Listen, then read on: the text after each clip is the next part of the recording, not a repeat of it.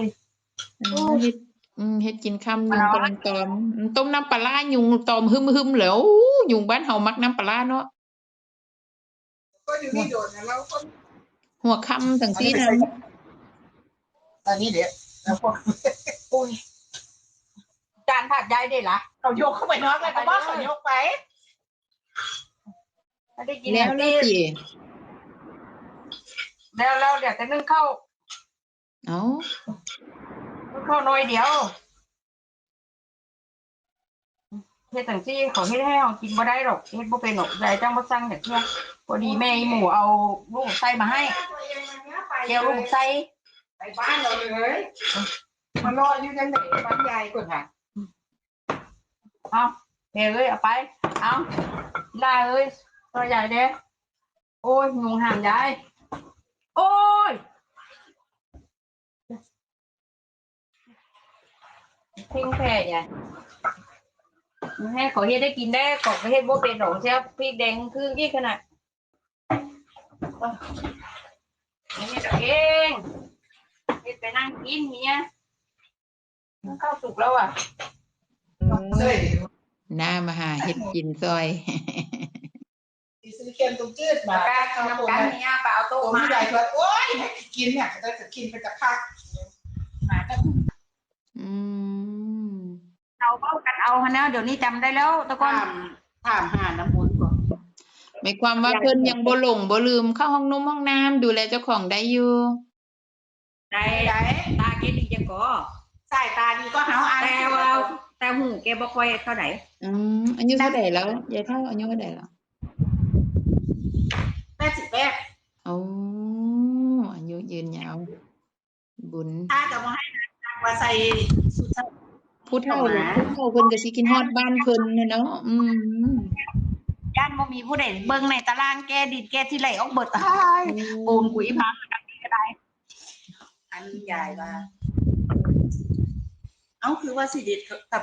เมียมาฮับไปนอนน้ำมันบ่แสดงบอกเมียว่ามาฮับไปนอนน้ำพันว่าฮับให้ว่าฮับแกว่าอันนี้เอาของให้กินก็มาซื้อมาซื้อก็บ่ได้มาฮับก็มาแล้วทีนี้จะมาเมียค่อยก็จะไปประชุมอยู่บ้านตะทูนบ่รู้ว่าลูกมันดอกมันจะจุ่มบ้านในห้องคือประชุมโดนแท้กับเขาเฮ็ดงานอยู่โรงพยาบาลอยู่ห้องจ่ายยานะวันบางทีเขากับทุ่ม2 ทุ่มเขาต้องได้เลิกบางทีเขาก็เลิกเว้นแล้วเมียเขาก็รับจ้างเฮ็ดผักให้ดูเจ้าของรับจ้างยอดมีผักเกาแกผักไส้ไม้พร้อมอย่างแม่หมูเนาะจ้ะกินให้แซ่บสมยากนี่ไงก็ได้กินนี่ไงเคี่ยวน่ะใจเย็นๆเคี่ยวโดนๆอย่าเฝ้าเตะเข้าโกรธมันเฝ้าอันนั้นมันก็สิอืดมันก็ไปตีทีหลังก็จมเห็นบ่ล่ะบ่เดี๋ยวบ่ให้แม่ไปโรงเรียนนะช่วยยายก้นว่าช้าๆค่อยๆแท้เพราะว่าเฝ้าเจ้ากินคืนไวแล้วทีนี้มันไปอืดทีหลังค่อยๆเคี้ยวบ่มีผู้ใดญาติดอกญาตินาญาติว่าน่ะจริงๆมันก็บ่กินใส่พริกจักเม็ดแดงค่อยจะค่อยกินข้าวพริกอันที่ถ้วยเดียวนะพริก4 เม็ดเป็นน้อย4 เม็ดก็หลายอยู่มันออกเป็นพริกได้แล้วออกเป็นพริกได้ให้มันได้ซึมให้ใส่4 เม็ดพริกแห้ง4 เม็ดนี่กินได้เด้เนี่ยยายกินได้แต่ยายกินบ่ได้ตั้งแต่ไปกินยามานี่แล้วเลยนักเลยไปเคี้ยวมากตั้งนานแล้วมื้อคืนนี้ก็เห็นซอสมากินหมูกระทะก็เลยย่างไปชวนแม่มากินหมูกระทะหิวข้าวรอลูกชายลูกไผ่บ่ไหวหน้าขึ้นมาหาให้ซอยเฮ็ดกินต้มจืดจ้ะต้มจืดมาส่งขอบคุณหลายๆนะลูกหลานนี่บางทีกับข้าวมาส่งกับอาหารลูกกับจ้าห้อยประตูเดี๋ยวมาเที่ยงแกงที่เหลือกินงั้นมาส่งอยู่ถ้าเป็นลาวๆเนี่ยเอาห้อยไปประตูย้ายขึ้นย้ายก็รู้ว่ายายบ่กินเผ็ดเด้งไม่เปื่อยคุณถ้ามันเผ็ดมันบ่มันต้องไม่เปื่อยมันนุ่มบกเจ้าบ่ท ตั้งแต่ยายมอนมาอยู่นำก็บ่ได้เฮ็ดเพชรล่ะนอกแต่แปลว่าอยากกินเพชรก็เฮ็ดเอาเองเฮ็ดหมอไปอีกคนเอากินกันนี่ไปพูดดีกว่าเที่ยวกันไปแล้วว่าอย่างนี้เข้าบ่ซะคือบ้านเฮายายของแม่ซุบแห่ไปเขาก็เว้าไปผู้ใดบ่เว้าอันหยังมาสิอันหยังมาสิถูกหวยอันหยังไม่รู้เขาว่ากันนะผู้ใดบ่เว้าบ่หวยเด้อกูก็เป็นผู้โง่ดินะโอ้ยโหที่เป็นพวกนั้นจนฮ้อนตรงก้อนว่าแล้วมันคือกับอายมันอยู่ได้มันเป็นประเพณีแต่ละบ้านก็แตกต่างกันไปเนาะเอาเก้าอี้โต๊ะเต็นท์อะไรไม่มีเลยนะคะเดินนะได้มาให้แม่เบิ่งบักตายก็นั่งยองๆพระ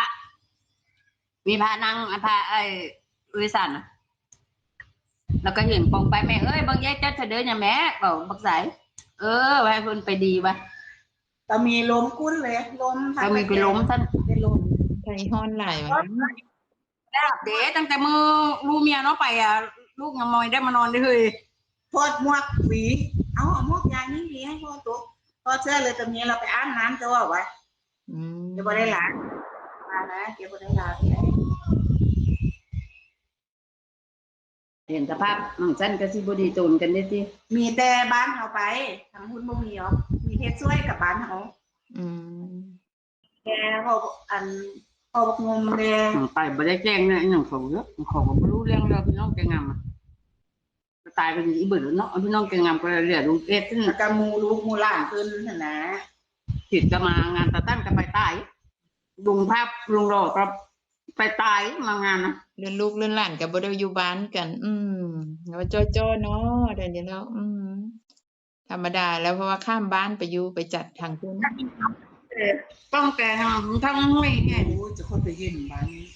เมียจะจันหลานผมมาจะถึงเทียบ50 คนที่